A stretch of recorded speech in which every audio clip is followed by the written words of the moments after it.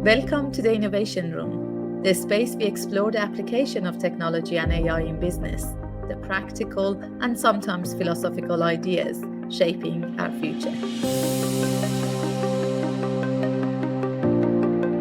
The business landscape has been undergoing a profound transformation as organizations and their leaders increasingly recognize their role in shaping society and protecting the planet.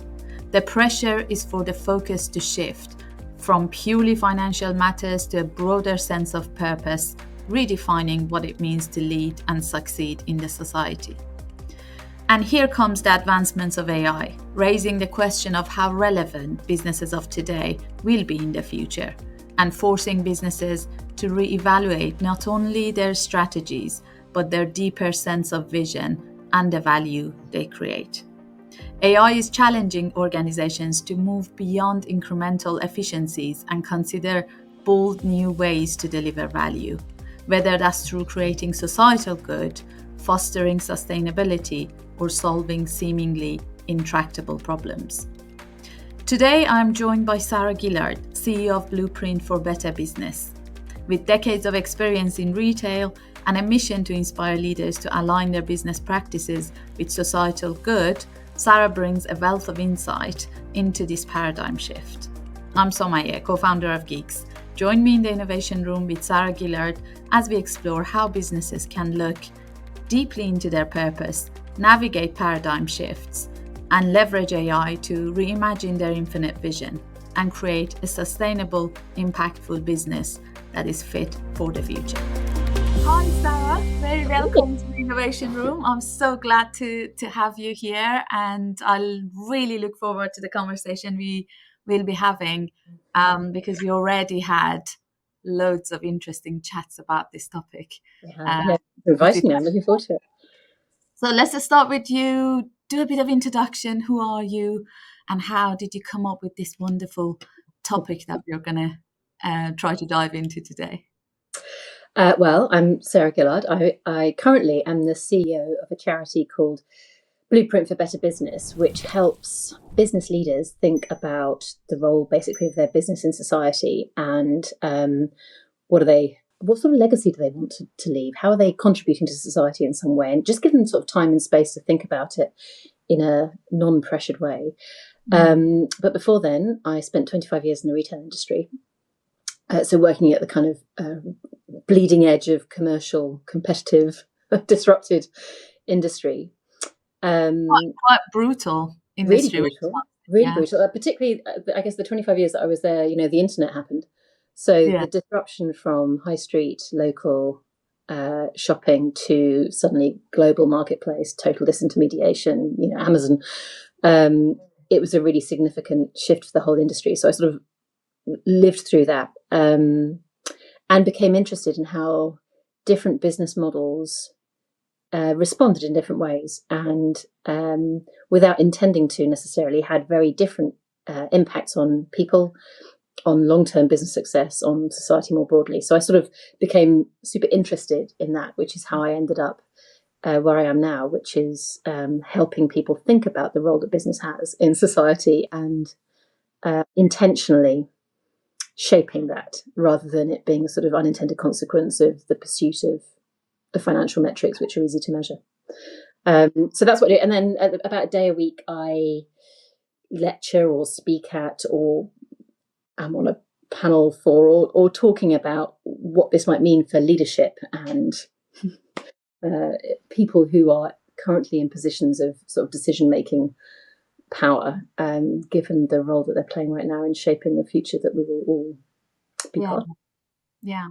So when I met you first and heard your talk, I was like, oh my God, this woman is onto something really interesting. I need to collaborate with her. But also I thought it would be really interesting to get you on the podcast to bring a bit of that thinking into our audience, which are mainly business leaders and those who are interested in the impact of AI into their business and what does it mean for the future. But before doing that, and as most of the time I forget our icebreaker, and we, because it's innovation room, we ask our guest who would they bring to the innovation room if they want to do really amazing, kind of workshop with them. And they could be dead or alive, and fiction or real. And I'll be kind, let you have more than one if you want to. Some people really, really struggle to pick one. Well, because I thought of 3 and I didn't know if that was allowed. So No, go on. You're allowed. It would be a bit of a crowded room, but that's right. we can manage. We can manage. And I'm hoping that we would hear their impact within the discussion that we have. So just talking about those kind of characters, it should really kind of make us think about them during the conversation as well. So go on. Who would you bring? Well, it's actually 4. Well, so 2 of them are moral philosophers. Okay. So I'm going to bring in Aristotle as the sort of founder of moral philosophy and virtue ethics, and a more recent philosopher, Elizabeth Anscombe, who sort of focused again on virtue ethics after it had sort of not quite fallen out of favour, but not been as central to philosophy. And I'm bringing those 2 in because I think innovation is super exciting, and it's about what we could do. And I think it's very useful to have some people who will help us think about what we should do. And what are we aiming for here, and what does success look like, and what is, the point of humans, and a whole load of questions which otherwise we might be too excited to ask. So those 2. Then I'd bring in Gandhi. Okay. It's becoming an interesting mix, isn't it? I'd love to have dinner with these people. Gandhi. So I was trying to think of somebody who exemplified a different way of leading, despite huge obstacles, and in a way that brought people with them because of what they were trying to achieve and the way they were trying to achieve it. So both the kind of focus on equality and helping the most vulnerable first, and empowerment and global citizenship and non-violence and peace and love, but also the sort of what are we aiming for here, but also the way of doing it, which was a very counterintuitive way, I guess, of peaceful resistance.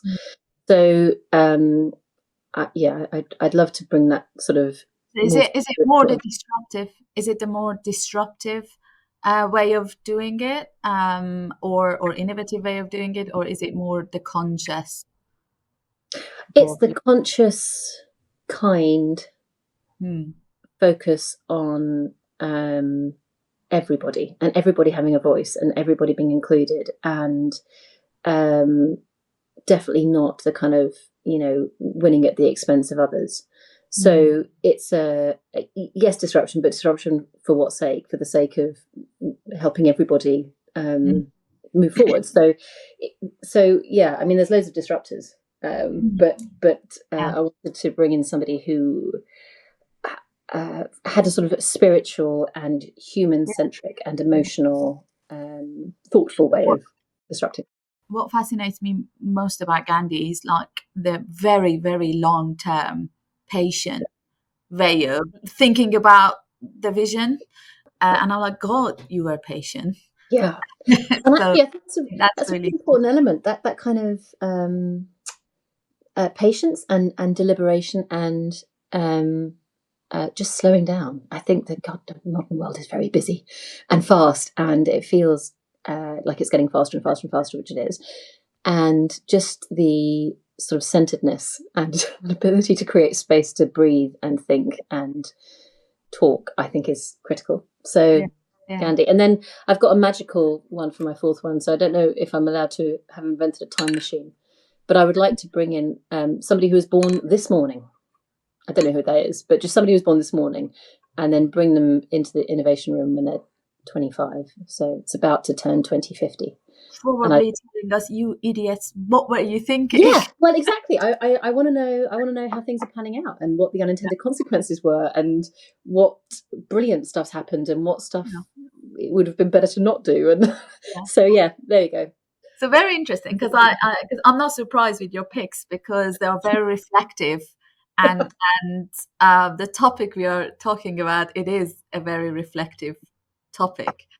So this, like the next 30 minutes of the discussion, is going to be a space when we deliberately slow down and think about, what does it mean, the paradigm 1 and 2, and that kind of conversation. So why don't you tell us a little bit about the paradigm shift concept that you talk about?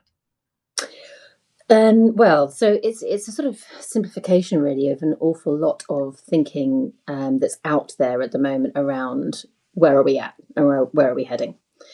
And if you look at where we're at, particularly in Western economies, we have had several decades, maybe 100 or 200 years, of organising our economy to maximise economic growth, basically, and that, of course, particularly sped up with the Industrial Revolution and the use of GDP as a measure of success. And so our kind of economic system, our political system, our education system, in a way, our whole way of thinking about what success looks like for our society has broadly focused on economic growth and GDP as a ultimate measure, and with the assumption that was a good proxy for human well-being. Mm-hmm. And actually, for, I guess, many decades, it really was. I mean, it's lifted billions out of poverty, massively improved living standards, reduced child mortality, increased crop yields, gave access to education to billions who wouldn't have had it. I mean, the sort of positive effects of focusing on economic growth have been many and various, and it's because the problem that was being addressed at the time was, how do you lift billions out of poverty, and therefore the focus on growth and prosperity made a lot of sense. So the answer to the question of what's the problem and how do we solve it, the problem was lack of economic development or poor living standards for billions, and the answer was economic growth. Mm-hmm. The difficulty now is that arguably the problem has shifted, and we're still trying to apply the same answer to a different problem. So the problem, one could say now, is that the unintended consequences of that focus on economic growth is environmental and societal challenges, some would say crises, that are becoming existential. So just of course, from an environmental perspective, that's becoming pretty evident. Climate change, massive biodiversity loss, natural resource scarcity. If you look at any of the projections or trajectories, we are on an unsustainable path. Categorically, there's just no doubt about that, really, scientifically. So environmentally, the threat is becoming existential and urgent. And if you look societally, levels of inequality, levels of social injustice, levels of mental health crises, there is a sense that things are perhaps not panning out as well as intended, and lack of trust in politics, sort of disintegration of faith in democratic institutions. I mean, wherever you look, we're becoming a more polarized and more angry and less stable society in Western economies in general. So, and particularly, I guess, in the UK. So, looking at both the environmental and societal trajectories, it looks like we are heading to extremely unpleasant, to put it mildly, outcomes, which were unintended consequences of a very singular pursuit of economic growth. And so that was paradigm one. And we, in my sort of simplistic framing of it, we're coming to the edge of paradigm one because it is unsustainable, and so it will not sustain by definition. That's very interesting. So the notions of, or the signs of a paradigm coming to an end, and the need for another one, you would say, is when the paradigm becomes unsustainable, right? Well, yes, either the paradigm is becoming unsustainable for its own reasons, or something new is emerging that is better. So, Oh, that's interesting. So a possibility of a better paradigm, even if the one we have is sustainable. So if I take it back to um, not so big and global, and take it back to like a context of a business, um, well, that would apply. You could be a successful business today, even by whatever measures of success you're measuring it, but the possibility of a better future, better type of business to be should yeah, make the leaders to think about, okay, what if we want this paradigm to shift to another one. yeah, And but also sometimes it could be that they're not sustainable anymore, that business model, market, the business itself, whatever, that could become unsustainable. And we know AI is one of the forces that is yeah. going to make some businesses unsustainable. Quite quick. Absolutely. Yeah, and I think change is notoriously hard. And I think there are kind of, there are two. I do love a good quote, but there are two quotes that spring to mind about how change happens. So the first actually is from Milton Friedman, who of course is, famously credited with creating shareholder primacy as a way of thinking about the economy. But a quote of his that I prefer is, he said, "Only a crisis, actual or perceived, affects real change, and when that crisis happens, the action that is taken depends upon the ideas lying around." Yeah, So because it creates agency. Like we generally think, oh, we have time, we can plan, and yeah, we're talking about this. We have our uh, discussion on the agenda of whatever quarterly, annual meetings and stuff like that. But when disruption happens, yeah, crisis happens, then you make it a red code meeting every exactly, week, and that exactly. that creates traction. Yeah, and that's sort of running from something. So pain or fear of pain affects change, and then whether you call it burning platform or anything else, but the sort of panicked, okay, what ideas are lying around and what might we do, is sort of determines action. So Yeah. it'd be quite useful to have some good ideas lying around before the crisis actually happens, which Yeah. is why I think this is a really interesting topic to talk about now. So that's kind of one model of it, which is the thing is becoming unsustainable and some crisis happens, which creates the change. And the other is the whole Buckminster Fuller quote of, you don't fight the existing reality, you create a new model which makes the old one obsolete.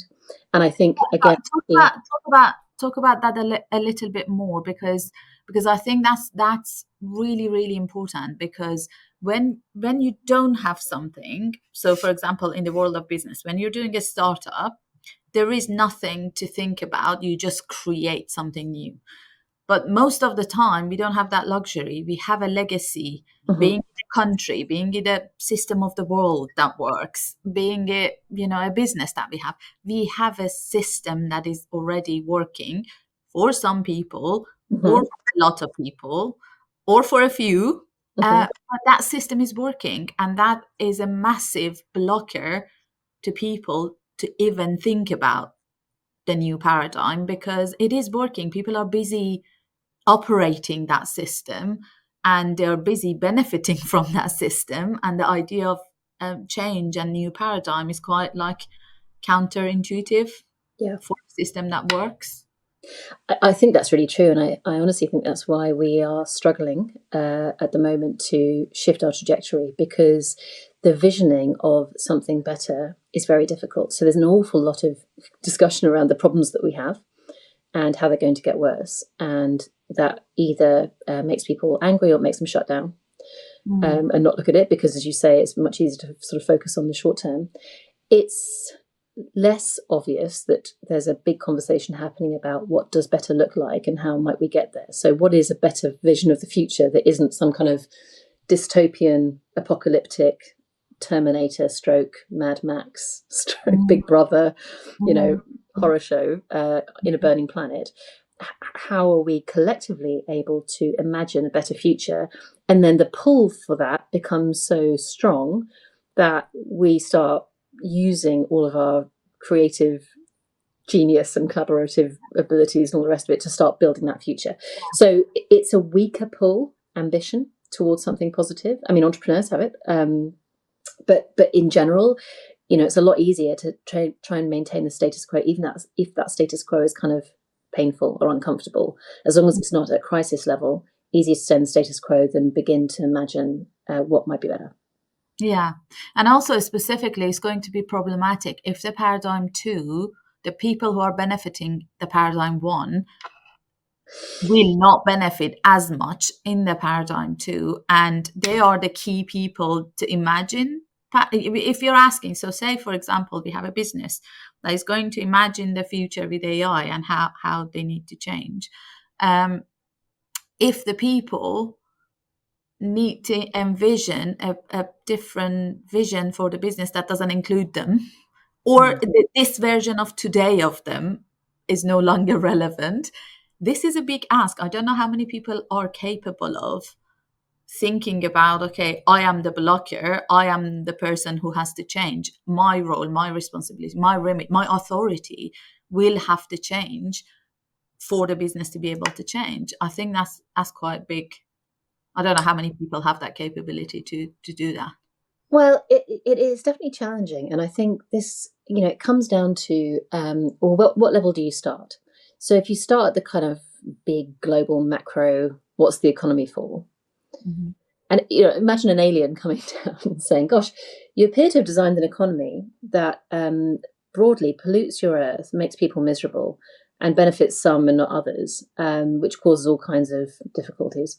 And why have you designed it that way? And wouldn't it be better to design an economy that makes sure that all people have their fundamental needs met, and that the planet is a healthy, home fuel, and that you're together working towards more collective flourishing? Doesn't that seem like a better design for an economy? So I think, logically, yes, that would be better. But how do you get from there, from where we are now to there? And what does it entail? And does that mean some people lose stuff and other people gain stuff? And all of those, if you're thinking about it, does create a huge amount of challenges. But then people tend to assume that the status quo is going to remain. Mm-hmm. And I think right now that's an unlikely assumption.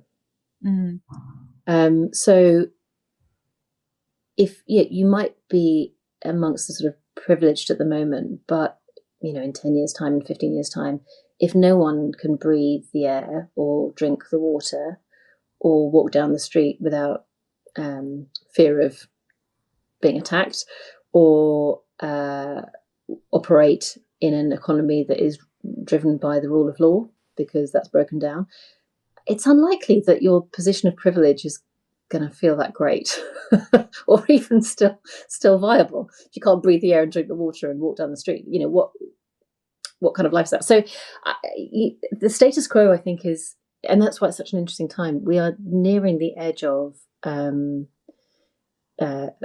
the systems that we have relied on to keep things stable beginning to not work anymore. And we're seeing just the beginnings of that, I think. And whether you look at politics or the sort of sense of societal fracturing and polarization, is that going to get worse or is it going to get better? It's not going to get better without intentional intervention. I think the forces of the current paradigm will just lead it to get worse quicker. And I think bring it to AI.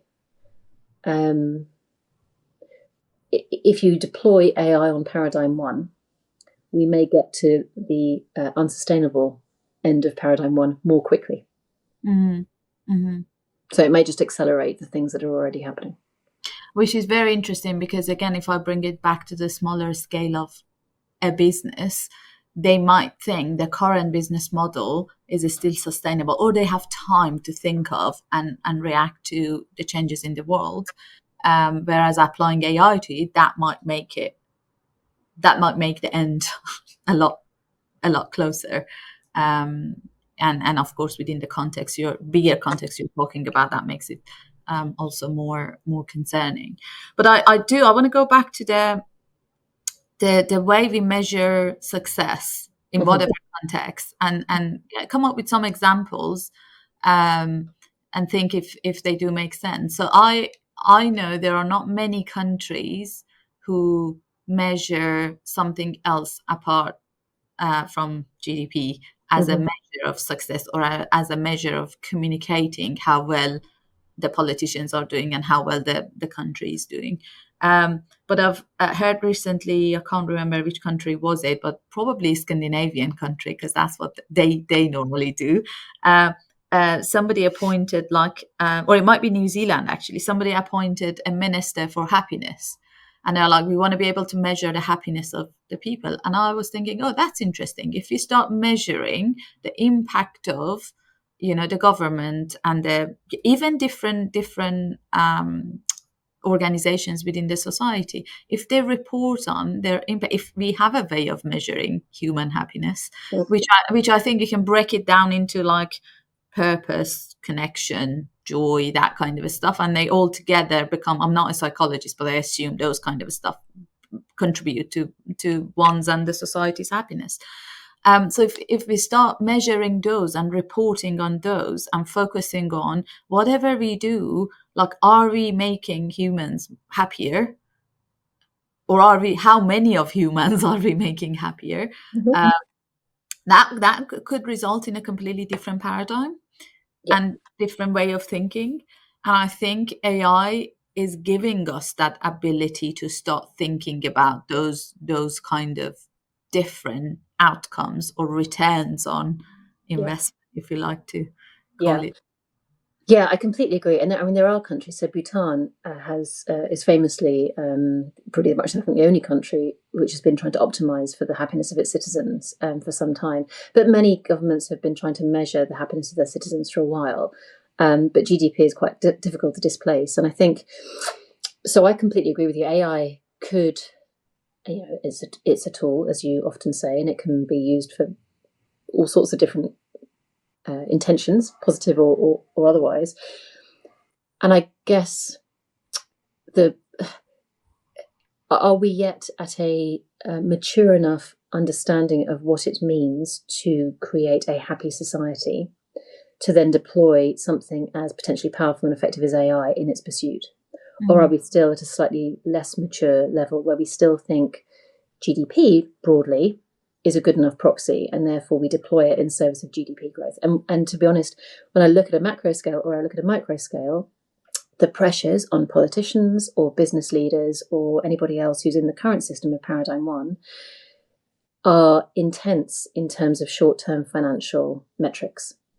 So the ability to say, oh yes, AI, I want this tool to deliver me financial sustainability, but I also am interested in the elements that contribute to human happiness and environmental sustainability. That might produce different outcomes, but at the moment, our current system would probably not reward an individual or a business or a political party that thought in that way, because it might mean that there is a more balanced set of outcomes rather than kind of short-term financial maximization. And at the moment, you'd get punished. Which is interesting because I was going to now move on to how do you move from paradigm 1 to 2, what's the path like, and that kind of stuff. And I don't think you would completely change. Well, the society is not prepared to accept completely dropping GDP and then introducing a new metric. You won't do that in a business. You won't. Once you have measured the business in a certain way, you just don't change the measurement all of a sudden. But you introduce that new metric, new KPI, and start driving different behavior with that kind of measurement. And I think if you bring measure of happiness, measure of how much, imagine how much people of UK feel they have a purpose, and we have a way of measuring it, and we are showing how it is changing over time alongside GDP. And then that brings that kind of different way of thinking into the equation. So I struggle a lot with business leaders when we talk about AI and the impact of it on their business, to get them to think what value they think is really hard to give to their customers, and see if AI enables them to give them that value. And yes, it might not be imaginable to think that's going to generate more revenue or reduce the cost. But if you add value, whatever kind of value to your customers, you're going to increase their loyalty, you're going to increase that, and they're going to come back to. So inevitably, it's going to result in like better whatever revenue and stuff. So I think bringing this as an additional metric could help. And when we get to a place that we see that if we just follow that trend, if we just follow that measurement, we are doing better stuff. You're performing better if you focus on that metric than the current. So I think it's, you're absolutely right. We've got to introduce other metrics. I think again, it depends on what the underlying intent is. So if the underlying intent of the business is to maximize revenue and growth, which tends to be the underlying intent of almost every business, you can use whatever tools you happen to have to try and do that. And absolutely increasing employee engagement will help, because then you get, happy workforce doing stuff. Increasing customer loyalty will help. Increasing supplier relationships will help. But if it's all in service of your own, as a business's financial metrics, there will be reduced trust with your stakeholders. Not entirely no trust, but reduced trust, because the self-interest intent will be clear, because we're humans and we work it out. So if you see your business as being primarily designed to maximize profit, and therefore needs to look after customers and employees and suppliers in order to be able to maximize profit, you'll get outcomes that might be positive in the short term, even in the medium term. But I guess my provocation would be, if you see your business instead as a group of people coming together to achieve something positive for society, some societal good, some common good, that also respects the dignity of humans, and that if it does that well, it creates a profit that enables it to be sustainable. As in, it's the fuel that carries on running the machine, but the thing, but the intent is societal value. Does that build stronger relationships with your stakeholders that are more trusted, because the intent is about the common good, basically, rather than your own financial self-interest? And that's a sort of thought experiment that we use at Blueprint for Better Business to help people think, well, what would be different? What becomes possible in that second framing, where the underlying intent of the business is to create societal good? It's not downplaying the importance of profit. It just moves it from being an end in itself to a means that actually... It might be my bias of the kind of people I intend, that because of what I do, the kind of people I'm in touch with, they're mostly change makers. They're just great. They would do that regardless of like the amount of time they just go and like, do something crazy, and they get blocked, and that they have to like keep going and stuff. And I'm not talking just entrepreneurs. I'm talking entrepreneurs as well, like people within the very large organizations, and they do the same. So I kind of like, I'm thinking, what am I missing? Like, is it not everybody wants to make a change in the world? Like, is it like that every business wants to do something good? I think that's a really good point. As humans, I think everybody does, right? Well, almost everyone wants to feel like they're making a positive contribution, that they are, doing work that is genuinely worthwhile and that makes a positive difference. I just think the system that we have sort of by mistake created doesn't really reward that as an end in itself. It rewards it insofar as it creates revenue, or it increases profit, or increases margin, or increases customers, or it uses some financially driven metric to determine the value of what it is that you do. And I think it's that that proxy of the financial thing that means that a lot of that creative entrepreneurial energy that you talk about only actually is delivered when you can create the financial case for it. And the financial case for it may not be evident, right? Because we don't know what the future holds. And so the best businesses, the best brands have been created by somebody with a passion who believed that what they were doing was going to create some kind of positive outcome, but didn't know how the financial case was going to stack up. They just did it anyway.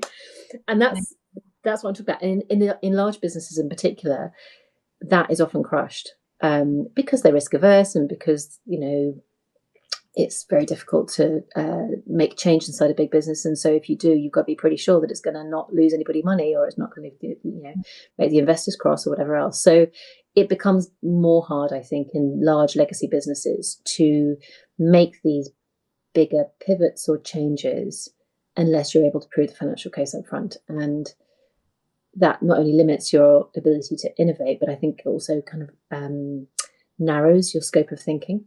Mm-hmm. And it stops if we make it a bit, because I'm conscious, because of the conversations you and I had a lot about this, we might be going too philosophical, and people are like, what are you two talking about? So can you give some examples of the organizations you have done this type of work with? And what would you imagine? So if we can hypothetically talk about, like, pick up a business from the street and then try to see, maybe do a quick 5-minute experiment of, like, what could Paradigm 2 look like for that business? So it's a bit more clear. So, well, I'll give you an example that I had in the business that I worked in the John Lewis Partnership.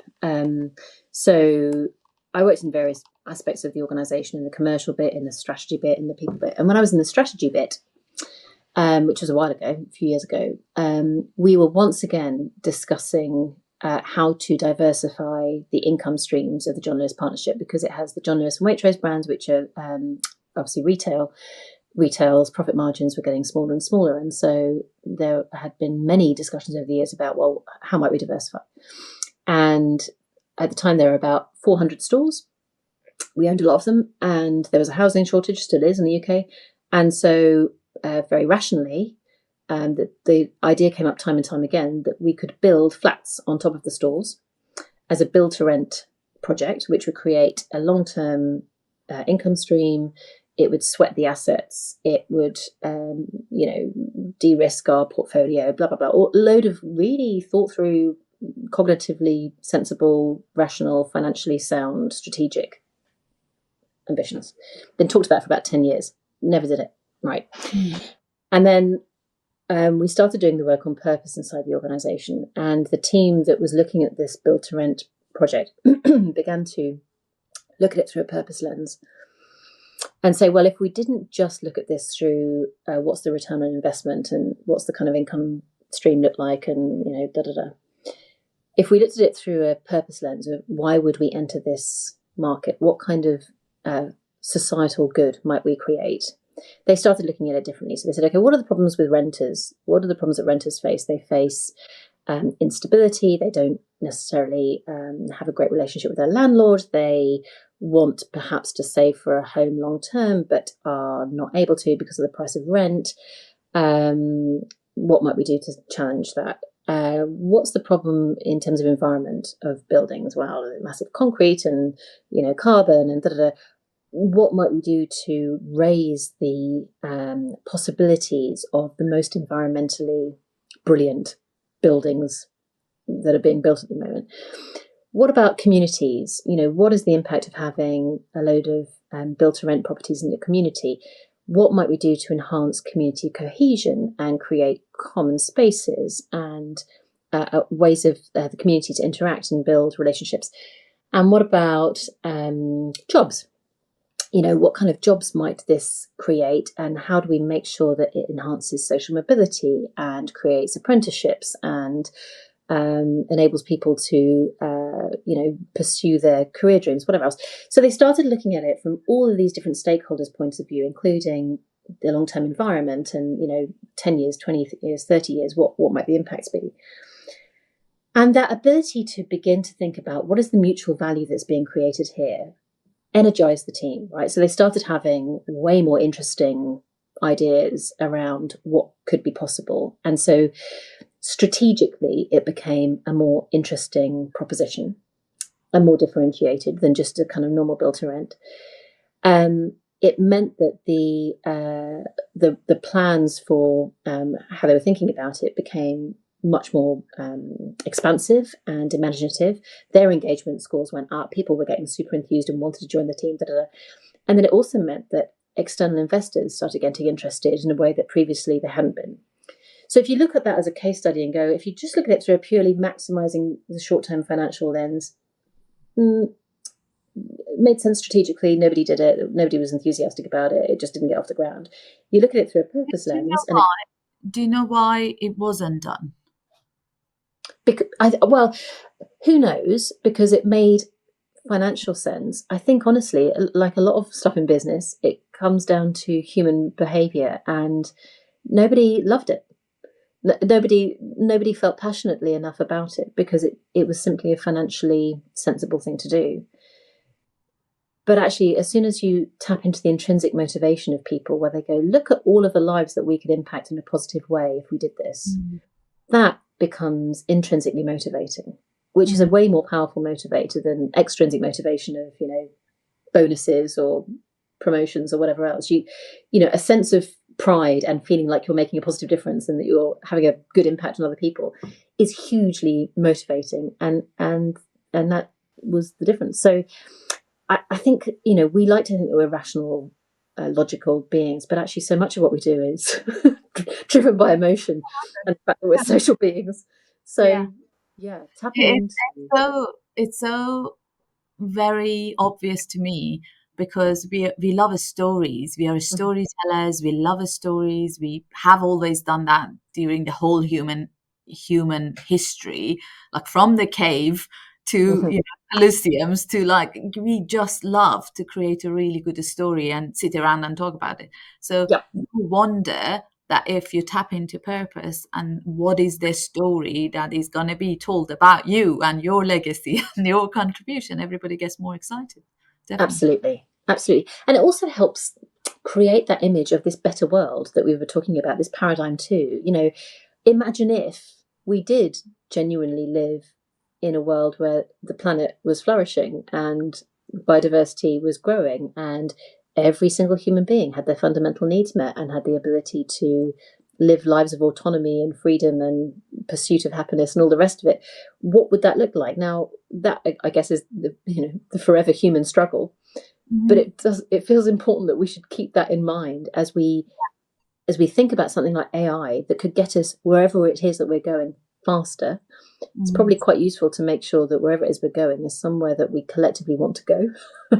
Well, that's the struggle, and I think that will be the struggle in all kind of levels, because as many humans are in the world, there are probably different version of that good future, and how do we create some sort of alignment within the society, within the our nation, our countries, and then on a smaller scale within our business, how do we create the alignment to create a paradigm too that everybody wants to get behind? So do you have any kind of thoughts on that? Well, I mean, I think it will be contested. What is the good life? And it should be contested. That's again the sort of the point.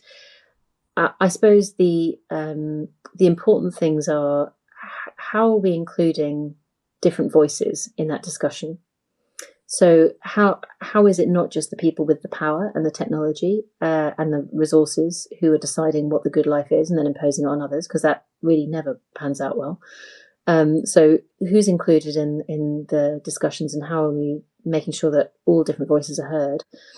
And then how are we making sure that there is choice within it, so that the imposition of the majority's view on what the good life is not kind of imposed on other people, because that never pans out well either. So what are the underlying principles around human dignity and autonomy that we want to make sure are maintained as we embark on this very vast journey? I was thinking about your analogy of a knife, and it can be used to chop vegetables for soup or stab someone. And this is going to be a horrible analogy, but it's like there's a room full of 2-year-olds. By the way, just in brackets, that was trying to explain AI can be used for good and bad, depending on the human. We weren't having a conversation about what are the use cases for that. No, it was an analogy, you're right, of AI as a tool. And I was thinking, it feels a bit like the sort of maturity of the human race at the moment. It feels like we're like a bunch of 2-year-olds. And we've potentially given, or potentially going to give, a load of knives to a load of 2-year-olds. given that that's going to happen, what would we like to be true in that situation? Well, okay, firstly, how do we make sure that ideally they like soup, right? That they like soup, and that whatever kind of soup they like, Even I think there's enough vegetables in soup. it's quite funny. But even them knowing there is a thing called soup that Exactly. you can make. Exactly. Yeah. Exactly.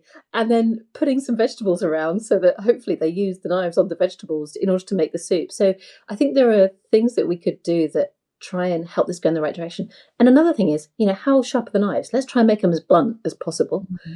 And then make sure that if some 2-year-olds are going to get knives, really all the 2-year-olds need knives. Otherwise, this is going to go out badly. So it's terribly stretched an analogy, but I was trying to think, well, given that it's happening, because in an ideal world, you probably say, well, wait until they're 20 before they get a knife. But this is happening, and it's happening really fast. So well, that's the I think that's the where we have to be kind of honest about the nature of technology. Technology advances fast, and you love quotes. I'll give you a quote like Oppenheimer: "Technology happens because it can." it can. You can't have the knives not to be sharp when we can make them sharp. They're just going to be, and because there are lots of really good use cases of using very sharp knife to save lives and to operate on people and whatever else. So I think it's that element of like humans and societies are very unpredictable because there is a lot of us with different ideas, with different intentions, and with different education. So we can't really control that. So I'm not very, and that goes back to my politics of like, you can't control people. Like you can just educate them. You can just put the good case in front of them. And if we don't hope that most of them would choose the goodest stuff, then maybe we should be extinct. Maybe we are not a species worthy of, carrying on evolving. So I think it's a bit of like, yes, I'm an optimist, and yes, I'm a technologist and all of that, but I think it's kind of backed by our history of like we have, yes, look at what we have achieved, in our history. We've done a lot of like bad stuff, but compare. I was watching Gladiator movie last night, the new one, which is not as good as the original one. But still, it takes you to like where society was very sophisticated. Like people had senate, like Rome was like very sophisticated society in all measures of sophistication, like art, like food, intellect, the senate, everything was so advanced, yet they would have games to just kill people for fun. And you wonder like, how the hell, like why? So, but look where we are. We don't do that, and it's been a long time. We don't do that. In our stadiums, we don't get together to watch people being, killed and tortured. So I think I'm kind of with Bill Gates on that when he says, like, looking at our, how much we have progressed. Like we have progressed a lot, and there is hope for us because there is a lot of good people. There is a lot of good intention. So if we just make sure people know choices, and that includes businesses, if we make sure employees and the senior leadership and the boards, they know what choices, what kind of future they could create, I think we can, at least I'm hoping we can count on them choosing the good ones. And if enough of us choose the good ones, then collectively we are moving towards the better kind of future. Am I too optimistic? No, well, I mean, humans are capable of extraordinary things, right? Across all ends of that spectrum, and every study of human nature has shown us that. And I think you're right. Humans can, we have the ability to do wonderful things for good, and we have the ability to do terrible things. And a lot of that is depends on context and social norms and a whole lot of other things. And I think there is reason to be both optimistic and concerned. And I guess back to Aristotle and Gandhi, how are we creating the spaces to help us think and imagine what does human excellence look like here? What are we aiming for? And how do we intentionally try and move towards that rather than doing things that appear to be expedient or we feel we have to do because the competition are doing it or because of whatever reason, which are all good rational reasons, but that might get us to an end place that isn't where we intended to be. Yeah. So you know, and I mean, honestly, if I could have a magic wand, I'd make philosophy compulsory in every school. Oh, I'm with you. Let's do that. Let's do that. Anthropology, psychology. I think totally mandatory. These are I think the most important skills now is how do we think about what we're aiming for here, and how do we understand each other and ourselves so that we are able to collectively flourish in a way that for thousands of years we've been trying and failing. And now we've got this opportunity, and AI could really help us with that, as long as, you know, we've helped a lot of 2-year-olds understand what soup is and all the varieties that might be possible. Yeah. With we need to find a new project, like soup for 2-year-olds. So yeah, that would be my wish. Is this is all extremely exciting, but we've really got to spend time together thinking with each other about what does good look like here and what are we aiming for, before we get a bit carried away with. And I think what we're talking about is massively relevant to application of technology and AI, and that's why at Geeks we created this philosophy that it underlines everything else that the company does, which is digital evolution. And you'd be surprised, hopefully pleasantly, it has infinite vision. So go beyond monetary and revenue. Like, what is it that you're trying to do? What is it that you're trying to be? And then surprise strategy, which means you need to be able to change your strategy because the world is changing so fast. You can't have 5-year, even 3-year strategy. You need to be able to, course correct, like fast, regarding what's happening in the world, and then having a ability to navigate liminal spaces culture. So it's a chaotic space. So how do you bring clarity? How do you bring collaboration and growth into that space to make it clear and navigate together? And then the final component is evergreen investment, which is basically defining what's the ROI. And we deliberately choose ROI because everybody understands ROI, but then we define it differently. And we say there are like 7-8 different types of return you can have. And as long as you make them evergreen, so whatever return that you're expecting and you're getting out of this technology investment and technology adoption, bring something that makes it evergreen so you can keep engaging in the right way in the same kind of cycle. And that digital evolution should make you, if you do it this way, make you a better version of yourself as an organization, and you do it like in a cyclic way.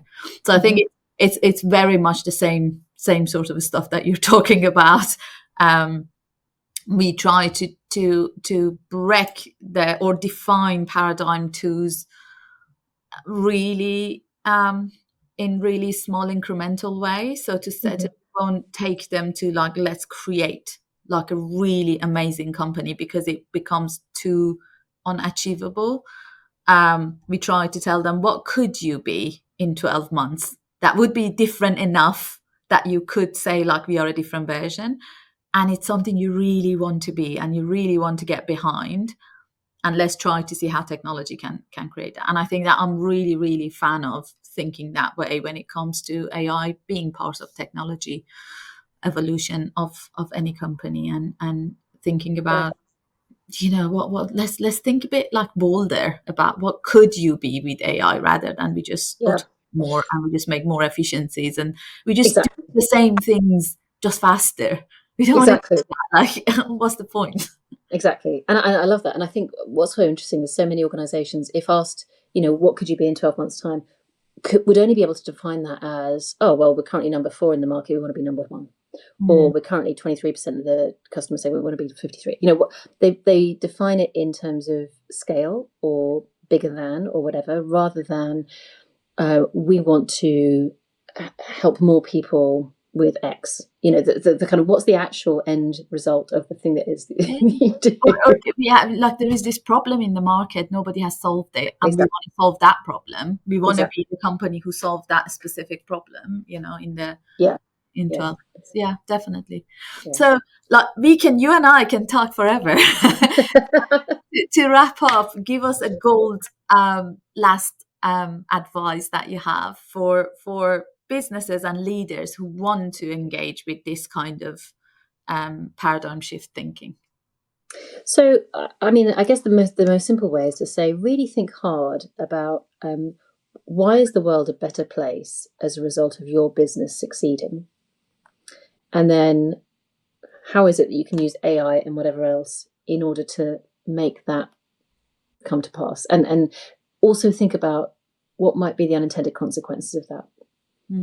And what might you do to mitigate negative unintended consequences or enhance positive unintended consequences? Because often there's mutual value that's created that you don't even realize as an organization. So I guess just think longer, think more broadly, think more long term, think with others. Good thinking precedes good action. So read some philosophy. Wonderful. Is there anything on your way of thinking that people would be able to look at? Blogs, podcasts, downloads? So if you go onto the website blueprintforbusiness.org, then the charity that I work for, a lot of the thinking it's been going for about 15 years, so I've only been there 2.5. So much of it I'm not taking any credit for, but a lot of the sort of underlying and foundational thinking is there, and also the work that we've done with business. We've sort of distilled our learnings in what's called the knowledge base, and we also have a purpose in practice community of people who are trying to shift their businesses, and whatever we're learning about that we're putting on the website as well. So have a look on that. There's also blogs and podcasts and other things on there. So yeah, explore, enjoy. Wonderful. Thank you so much, Sarah. Thank you. And I look forward to keep this kind of conversation with you in the future. Well, thanks for the invite. Lovely conversation. Thank you.